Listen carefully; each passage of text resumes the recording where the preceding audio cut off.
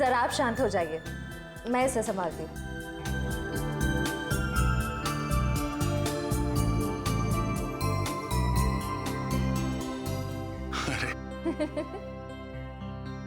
इतनी बात मेरी समझ में नहीं आई। ये बड़े से बड़े मुजरिम को मैं आराम से निपट सकता हूं, पर छोटे बच्चे को संभालना जरा मुश्किल काम है ना। सर एक बात कहूं, आप कुछ भी कर सकते हैं, आपके लिए कोई काम मुश्किल नहीं है। बड़े बड़े गुनहगारों से निपट सकते हैं, छोटे बच्चों को संभाल सकते हैं। बस जरूरत है तो अपने अंदर छुपे हुए दया को बाहर निकालने की, जिसका दिल मोम जैसा है, जो सबकी कदर करते हैं, जो प्यार करना भी जानते हैं।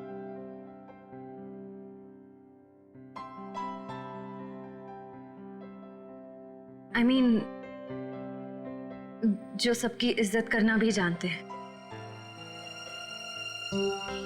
अब चिंता करने की कोई जरूरत नहीं है सर, मैं आ गया हूं। अरे फिर तुम, क्या बात है? आओ। सर हाँ। जब मुझे एहसास हुआ कि आप अकेले बच्चे को संभाल नहीं पाओगे तो मैं आ गया। लाओ बच्चा दो।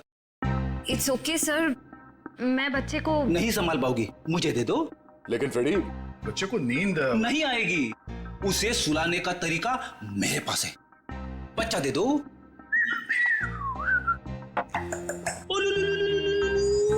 अला ला ला ला।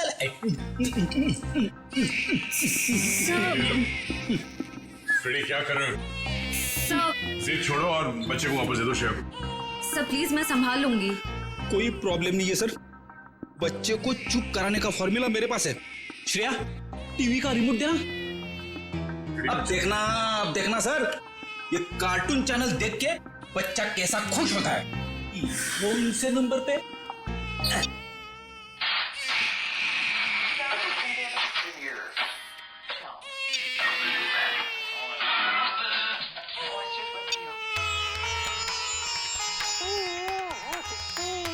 फिर एक मिनट, वो शास्त्रीय संगीत वाला चैनल फिर से लगाना।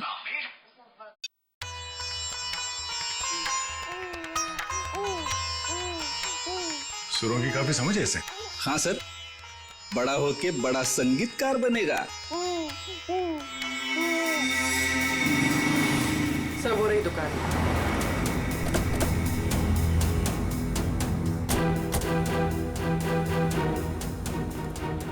ये लो, कस्टमर के कपड़े हैं, पैक कर दो। हाँ सर, कहिए, कपड़े देने आए हैं या लेने आए हैं? अगर देने आए हैं तो 5 दिन के बाद ही मिलेंगे, और अगर लेने आए हैं तो मैं उम्मीद करता हूँ कि 5 दिन के बाद ही आए होंगे। सर, मैं बहुत ही ईमानदार व्यापारी हूँ और मैंने आज तक अपने किसी भी कस्टमर को कोई भी धोखा नहीं दिया है। हाँ, ये कपड़े आपकी लॉन्ड्री में धुले हैं ना? जी हाँ मैडम, ये हमारी लॉन्ड्री के ही हैं। आप यही जानना चाहते हैं कि ये कपड़े किसके हैं? समझदार लगते हो, बता। हाँ, 1 मिनट, रघु बुक दो। मिल गया सर। ये कपड़े किसी गोपी नाम की औरत के हैं। गोपी, एड्रेस भी लिखा होगा उसमें? नहीं सर, एड्रेस तो नहीं है, लेकिन फ़ोन नंबर है। दो।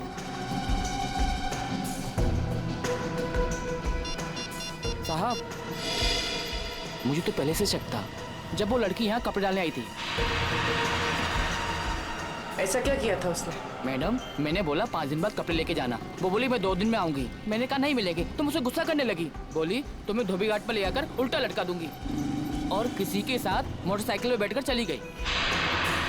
उस मोटरसाइकिल वाले का चेहरा देखा था तुमने? साहब, उस समय शाम हो चुकी थी और वो रोड के उस पार खड़ा हुआ था, तो मैं ध्यान नहीं दे पाया साहब। इस मोबाइल नंबर के जरिए हम उस मोटरसाइकिल वाले तक पहुंच जाएंगे। चुप रहो, समझे? एक मिनट। उस औरत का नाम गोपी था। Very good. उसके मोबाइल नंबर से उसका घर का पता निकालो। इस केस में इस औरत की पूरी जानकारी चाहिए हमें, ठीक है? रजत, मैं तुम्हें बाद में फोन करता हूं।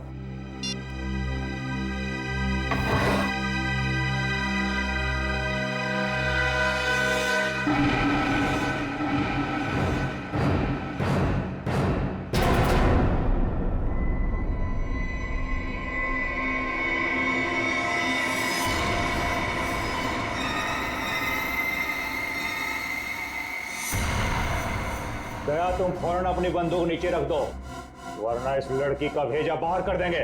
दया, तुमसे हमारी कोई दुश्मनी नहीं है, बस ये बच्चा हमारे हवाले कर दो और अपनी जान बचा लो। अपनी जान की परवाह करने वाले कायरों को हम सीआईडी में भर्ती नहीं किया करते। अगर इस बच्चे को किसी ने छुआ भी ना तो तुम सबकी अर्थी यहीं से उठेगी। अर्थी तो इस छोकरी की उठेगी दया। बस तुम कंधा देने के लिए तैयार रहो। बंदूक नीचे रखो, नीचे रखो बंदूक। सर आप मेरी परवाह मत कीजिए, आप गोली चलाइए। चुप! दया गन नीचे रख, नीचे रख गन दया, वरना इस छोकरी की खोपड़ी उड़ा दूंगा मैं। एक मिनट,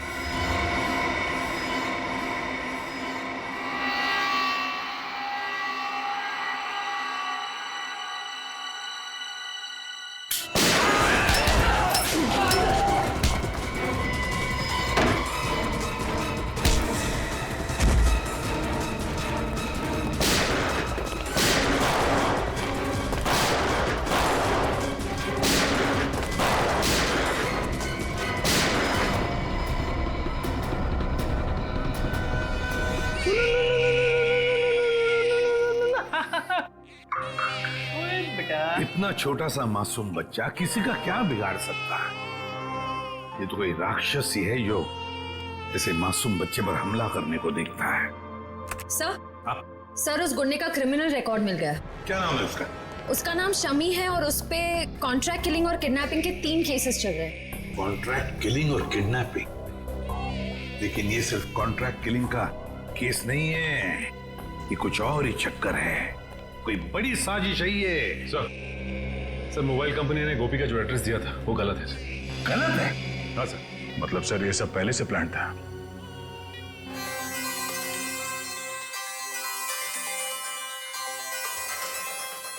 अरे वाइफ का फोन।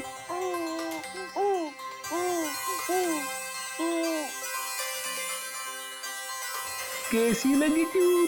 अच्छी अच्छी अच्छी।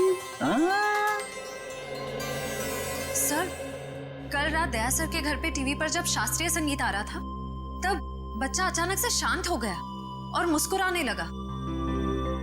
अच्छा, वैसे आमतौर पे इस तरह की धुन सुनकर बच्चे उछलने लगते हैं। हाँ लेकिन अभी भी फ्रेडी सर की रिंगटोन सुनकर बच्चा कैसे खुश हो गया? सर हो सकता है कि जब से इस बच्चे का जन्म हुआ हो तब से ये शास्त्रीय संगीत सुनता आ रहा। हो सकता है इसके माता पिता में से कोई संगीतकार या गायक हो। कविनगर जाके पता लगाना पड़ेगा कि वहां पर कोई शास्त्रीय संगीत विद्यालय है क्या। ता थई तत थई ता थई तत थई ता थई तत थई तत थई ता थई तत थई ता थई तत। एक मिनट,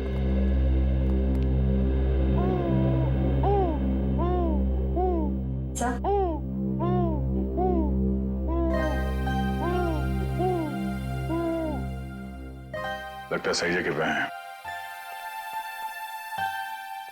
नमस्ते। नमस्ते। अरे वाह, ये बच्चा तो बड़ा कोमल है,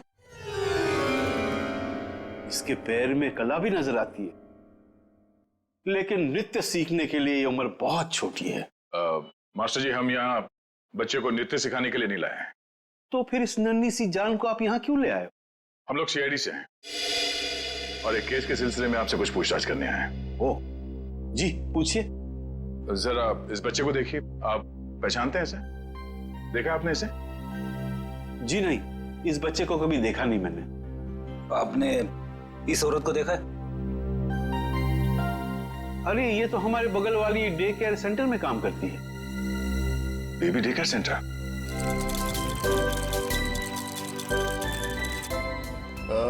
एक्सक्यूज मी,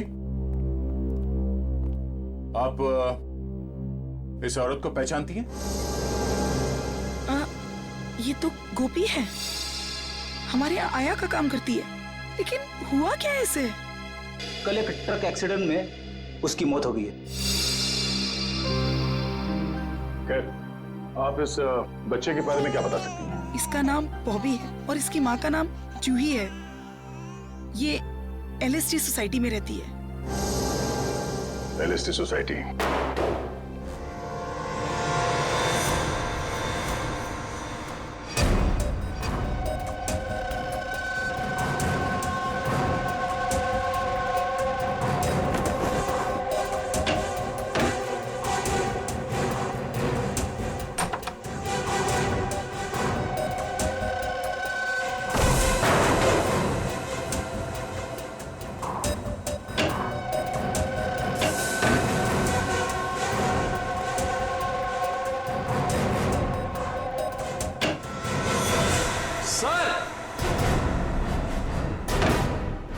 सर ये देखिए, बॉबी की माँ जूही को ही मार दिया।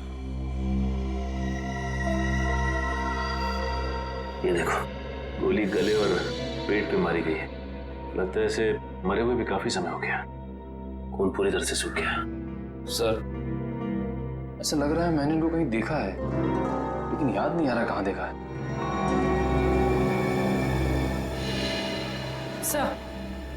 सर वो देखिए,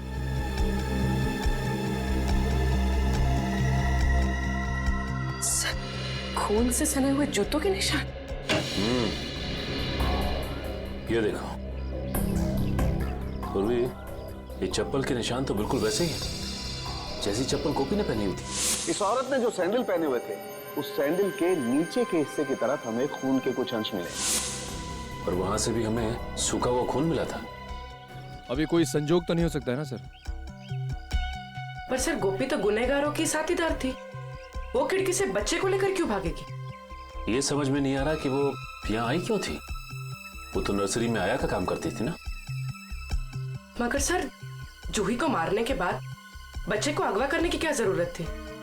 एक बच्चे से किसी का क्या फायदा हो सकता है? सर लगता है ये जूही के पति की फोटो है। लेकिन ये जूही की पति की फोटो है नहीं, बल्कि थी। हॉल में इस फोटो पे हार चढ़ा हुआ था। एक काम करो, इस कमरे को अच्छी तरह से छान मारो, देखो क्या मिलता है। सर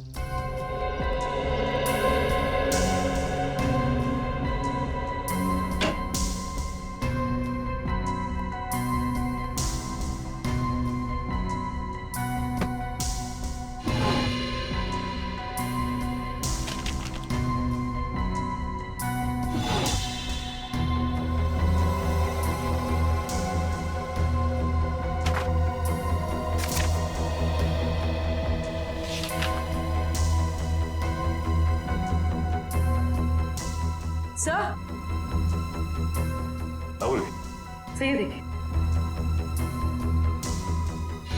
तो जूही एक एक्ट्रेस थी, इसीलिए उसने अपना पोर्टफोलियोज बनाया था। याद आया सर, मैंने इनको एक पंजाबी फिल्म में देखा था, उसमें हीरोइन थी। अच्छा? हाँ सर। इस घर का लिव एंड लीज एग्रीमेंट मिला है सर।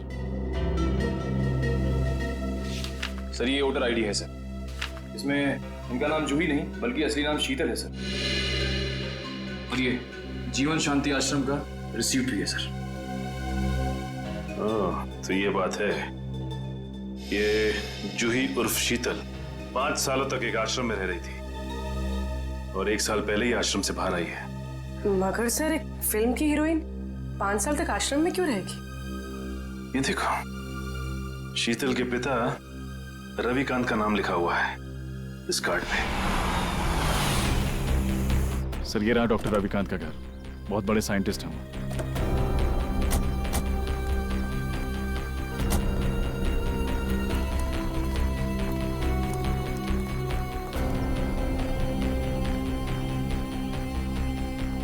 सर ये घर तो लगता है काफी टाइम से बंद पड़ा है। हाँ रजन, ये देखो कितने दिनों के अखबार पड़े हैं यहाँ पर, ये सारे खत पड़े हैं। काम करो, इन दोनों घर के अंदर जाके अच्छी तरह से तलाशी देखता हूँ ये चिट्ठियां क्या है।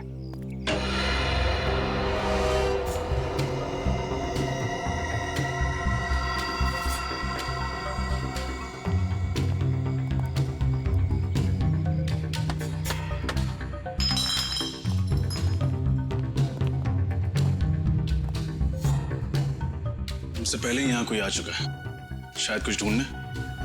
देखो कुछ हाथ लगता है क्या? सर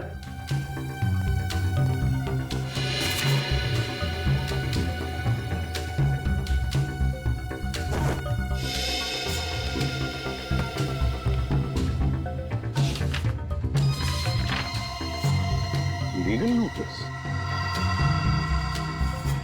अरे सुनिए सुनिए, देखिए मैं सीआईडी से हूँ। एक बात बताइए, आप रविकांत जी को जानते हैं? हाँ सर, 10 सालों से वो मेरे पड़ोसी हैं। अचानक उनकी मौत की खबर सुनकर बहुत दुख हुआ। अचानक मौत हो गई रविकांत जी की? कब, कैसे? गाड़ी की स्पीड इतनी तेज थी कि वो कंट्रोल नहीं कर सके और वो जाके नदी में गिर गए। Oh my God. कुछ मिला? नहीं सर। ये रविकांत जी का एक्सीडेंट ही था या? एक्सीडेंट ही था सर। ठीक है, थैंक यू वेरी मच। अब जा सकते हैं। नोटिस कैसी?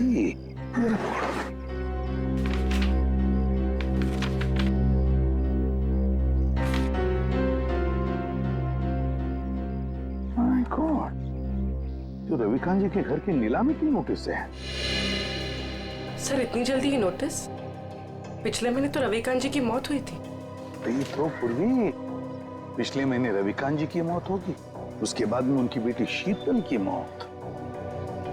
ये कोई कोइंसिडेंस नहीं हो सकता, कोई इत्तेफाक नहीं है, ये कुछ और ही चक्कर है। कुछ ना कुछ तो गड़बड़ जरूर है। और फिर अब शीतल के बच्चे की भी जान को खतरा है। इस रविकांत जी के एडवोकेट से मिलना पड़ेगा, वकील से मिलना पड़ेगा, पता लगाना पड़ेगा इस घर के नीलामी का राज क्या है। ओ, रविकांत जी की प्रॉपर्टी की नीलामी की नोटिस ये तो मैंने बनवाई है, लेकिन आपको कहां से मिली? उनके घर से। एक और बात, उनकी बेटी शीतल का किसी ने खून कर दिया। शीतल का खून? लेकिन ये किसने किया? उन्हीं का पता लगाने ही तो हम आपके पास आए हैं। मैं कुछ समझा नहीं। रविकांत जी और शीतल के बाद इस मकान पर हक किसका बनता है? शीतल जी के बेटे बॉबी का। सिर्फ मकान पर ही नहीं, कसारा में जो 50 एकड़ जमीन है वो भी बॉबी के नाम हो जाएगी। अच्छा, और ये नीलामी का आइडिया किसका था? रविकांत जी के छोटे भाई राकेश का। राकेश? इस राकेश के बारे में और कुछ जानते हैं? जी हाँ, दरअसल उनके परिवार को मैं पिछले 15 साल से जानता हूँ। उनके सारे लीगल मैटर्स मैं ही देखता हूँ। रविकांत और राकेश के पिताजी की जब मृत्यु हुई तो उनके प्रॉपर्टी का सबसे बड़ा हिस्सा रविकांत को मिला और सिर्फ 15% राकेश को। ऐसा क्यों किया उनके पिता? क्योंकि राकेश के तौर तरीके और आलसीपन की वजह से उनके पिताजी काफी नाराज थे और उनको राकेश पर भरोसा नहीं था। तो इस बात से तो राकेश जी को बहुत गुस्सा आया होगा। जी हाँ, बहुत। इतना ही नहीं, उसने अपने भाई के साथ सारे रिश्ते नाते तोड़ दिए थे। फिर अचानक दिवाली के दिन आकर गले मिले और सारे गिले शिकवे दूर हो गए। हो सकता है ये राकेश की चाल हो, रविकांत जी का भरोसा जीतकर उनकी पीठ पर वार करने की। सर ये भी तो हो सकता है कि बॉबी को राकेश जी ने अगवा करवाया हो। ये तो राकेश से मिलकर ही पता चलेगा।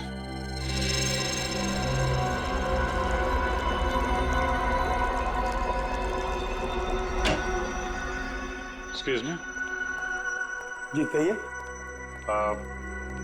हम लोग सीआईडी से हैं। डॉक्टर रविकांत के बारे में तो आप लोग जानते ही होंगे। जी डॉक्टर रविकांत मेरे गुरु जैसे थे। आप? जी मेरा नाम फनीश है। इस लैब में जो भी रिसर्चेज होती हैं उन्हें मैं फाइनेंस करता हूँ। मिस्टर फनीश, हम डॉक्टर रविकांत की मौत के बारे में आप लोगों से कुछ पूछताछ करने आए हैं। उनकी मौत से तो हम सबको बहुत बड़ा सदमा पहुंचा है सर। न केवल इस लैब का बल्कि हमारे देश का भी बहुत बड़ा नुकसान हुआ है। लेकिन वो कहते हैं ना कि नसीब के आगे किसी का बस नहीं चलता। ऐसा लगता है कि उनकी मौत से किसी और का नसीब जरूर जग गया है। मैं कुछ समझा नहीं। हमें शक है कि उनकी कार का एक्सीडेंट हुआ नहीं है बल्कि करवाया गया है। यानी किसी ने उनका मर्डर किया? शायद। वैसे किस चीज पर रिसर्च कर रहे थे डॉक्टर रविकांत? इसके बारे में तो उन्होंने कभी किसी को कुछ नहीं बताया। वो एक टॉप सीक्रेट रिसर्च कर रहे थे, इसीलिए उसका जिक्र उन्होंने कभी किसी को नहीं किया। सर वो कुछ डरे डरे से रहते थे। क्यों? किससे? इसके बारे में उन्होंने किसी को बताया नहीं, लेकिन वो अपने जो रिसर्च के पेपर्स है ना वो अपने केबिन के लॉकर में रखते थे और तकरीबन हर रोज वो लॉकर का पासवर्ड चेंज करते थे। पता नहीं क्यों। लगता है ये रिसर्च की वजह से ही उनका खून किया गया है। उनका केबिन दिखाइए जरा।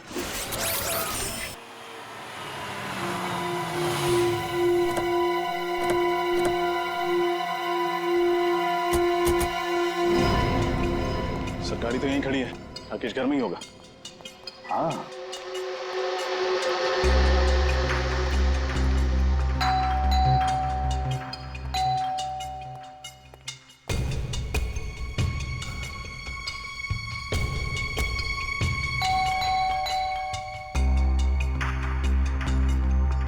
तो लगता है घर में कोई नहीं है, कोई दरवाजा नहीं खोल रहा।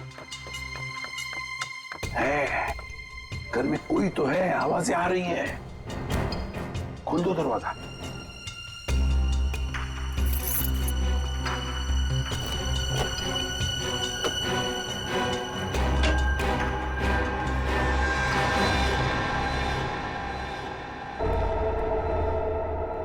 संभल के, 3 खून किए उसने।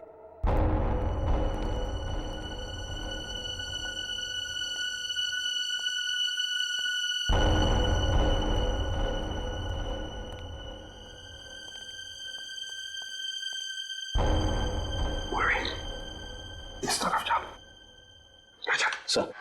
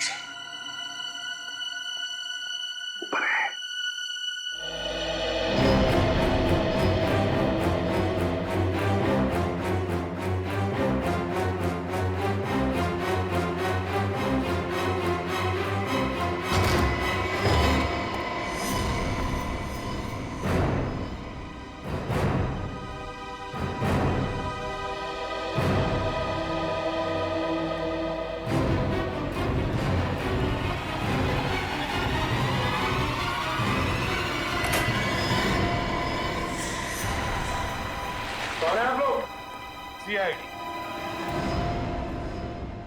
लेकिन मैंने किया क्या है? या क्या है? हैं? या क्या है? अभी पता चल जाएगा क्या क्या है। इसके घर की अच्छी तरह से तलाशी लो। सर आप पूरे घर की तलाशी ले लीजिए, पर प्लीज मुझे ये तो बताइए कि मेरा गुनाह क्या है?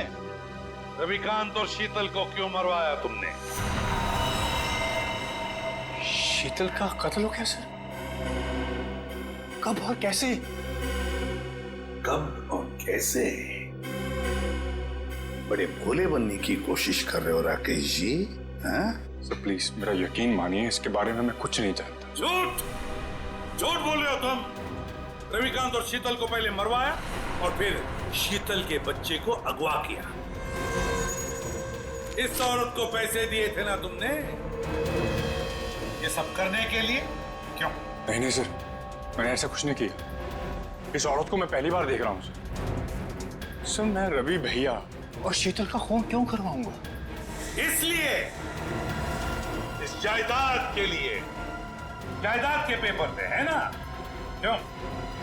और तुम ये भी जानते थे कि रविकांत और शीतल की मौत के बाद ये सारी जायदाद शीतल के बेटे के नाम पर हो जाती, और अगर शीतल के बेटे का कुछ कम ज्यादा होता तो ये पूरी की पूरी जायदाद तुम्हारे नाम पर हो जाती।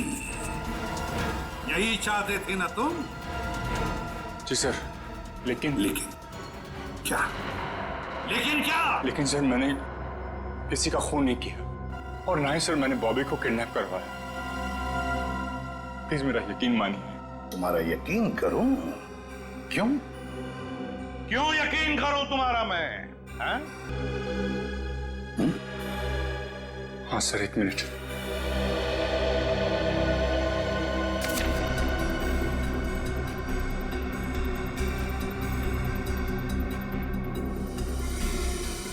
रविकांत चैरिटी फाउंडेशन, 50 लाख रुपए। जी सर, जायदाद में जितना भी मेरा हिस्सा था उस सबको बेचकर सारे रुपए में रवि भैया की चैरिटी में डालने वाला था। सर भगवान का दिया हुआ मेरे पास सब कुछ है।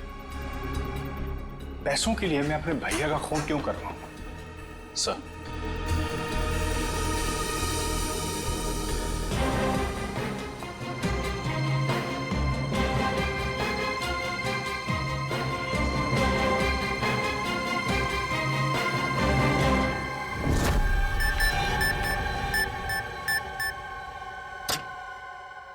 ये क्या? लॉकर तो खाली है। खाली है? अभिजीत, ये देखो अभिजीत, ये रिसर्च पेपर्स हैं, जला दिए गए हैं। वही पेपर है ना? हाँ सर, ये तो वही रिसर्च पेपर्स है जिन पर डॉक्टर रविकांत रिसर्च कर रहे थे, पर उन्होंने ये जलाए क्यों? शायद उन्हें डर होगा कि ये रिसर्च के पेपर किसी गलत हाथों में ना पड़ जाए। पंकज, मिला कोई? नहीं सर, सारी फाइल्स डिलीटेड है। एक फाइल है, इसको मैं खोलने की कोशिश कर रहा हूँ सर, एक सेकंड। सर खुल गई। क्या है इसमें? पता नहीं, साइंस के आई थिंक कोई फॉर्मूलाज है, मेरे तो कुछ समझ में नहीं आ रहा है। मैं देखता हूँ।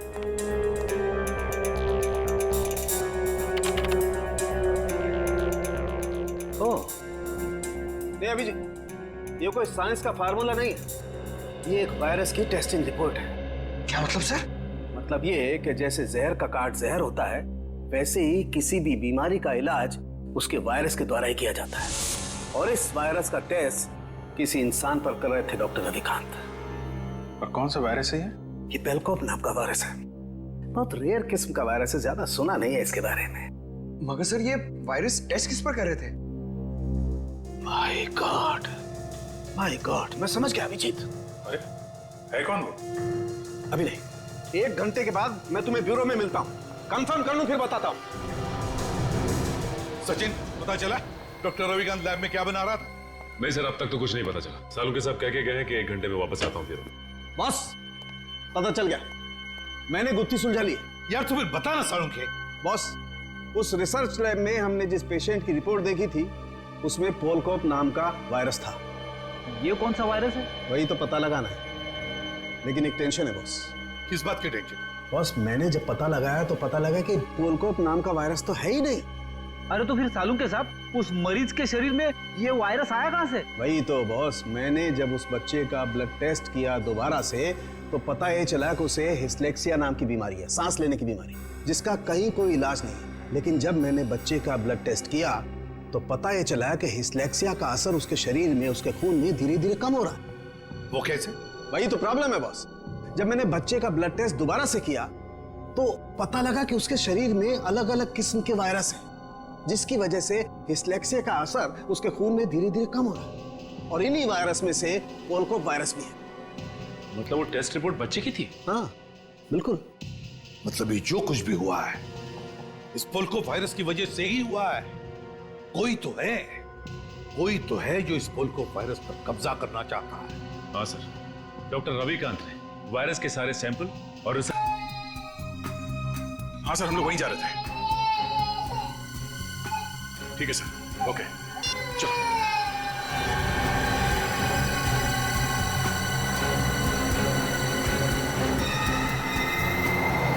चलो।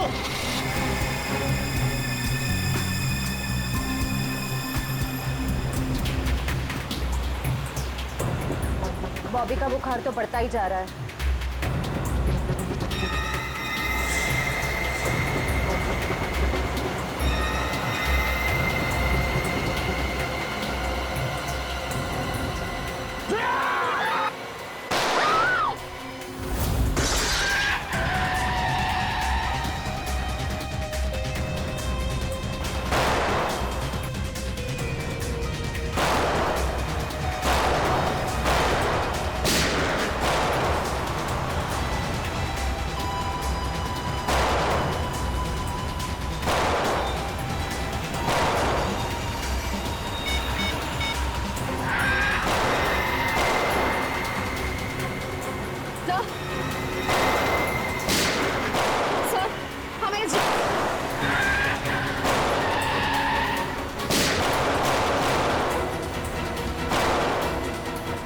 तुम ठीक हो?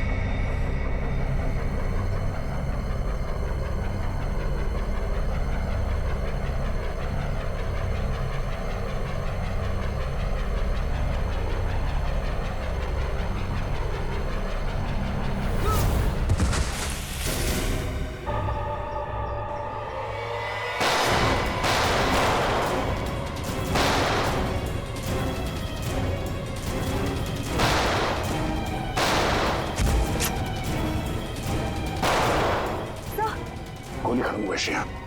रख दया, तेरा खेल खत्म हो गया। चल कर नीचे रख। ए, लड़की को दे, मेरे को दे, बच्चा मेरे को दे।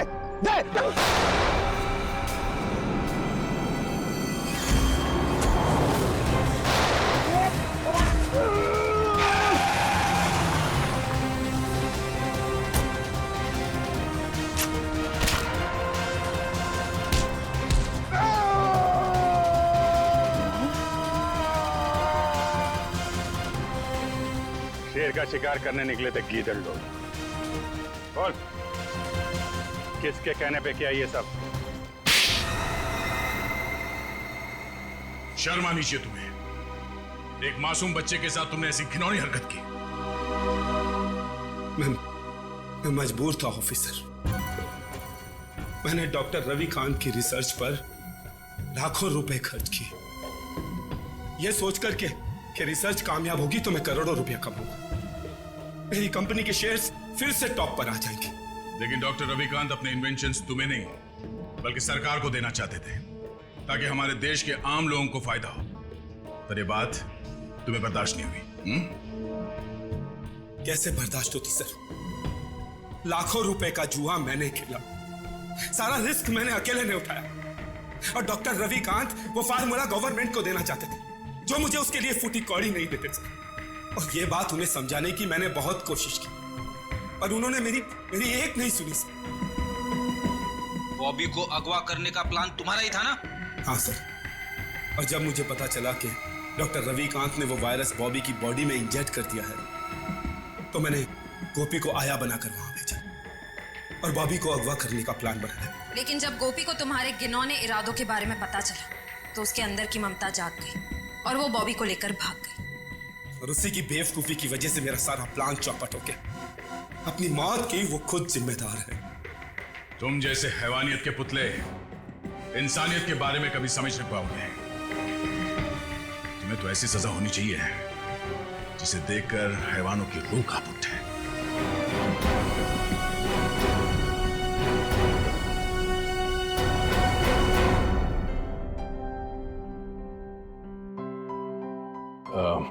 सर, हमें इस बच्चे के भविष्य के लिए कुछ करना चाहिए। हाँ, इसके भविष्य का पूरा बंदोबस्त करके रखा है।